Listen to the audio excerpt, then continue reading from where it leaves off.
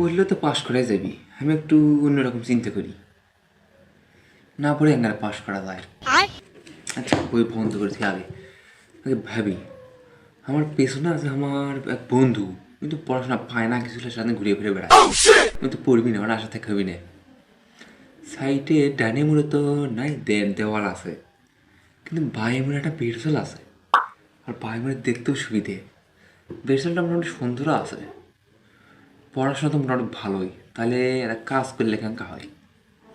আমি না পড়ে বুদ্ধি উঠে যাওয়া আমি কেন পড়াবো, কারণ আমি সারা স্কুল জীবন সারাদিন সিঙ্গেলে আসনু। আমাকে যদি পোর্ট্রেট যদি প্রেমও করে ভাই, তো প্রেম করলে আমি তার বয়ফ্রেন্ড হবো, তো বয়ফ্রেন্ড তুই সব খাতা ছাড়াতে দেখাবি, ধরকে লিখেও দিবি, তাহলে তো আমার পাস করার চিন্তা নাই। আর এদিক দিয়ে আমি আমার একটা গার্লফ্রেন্ডে পাই গেল, হ্যাঁ এদিকে করা লাগবি, তাছাড়া হবি না,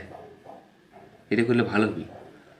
তাহলে এটাই আমি বাচ্চার দিয়ে আমার মোবাইল ফুটি গেল, মোবাইলটা আমি গুগলে দেখি বা ইউটিউবে দেখি কেন মেয়ে পড়ান লাগবে, আমার তো কোনো অভিজ্ঞতা নাই, তো আমি এলে মেয়ে পড়ে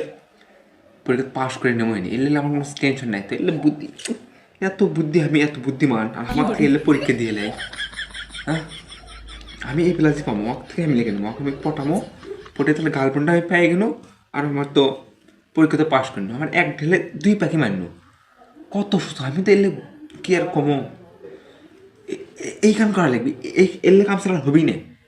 আমি এলে করবো, হ্যাঁ হ্যাঁ এলে করা লাগবে। আচ্ছা এটাই ফাইনাল ডিসিশন,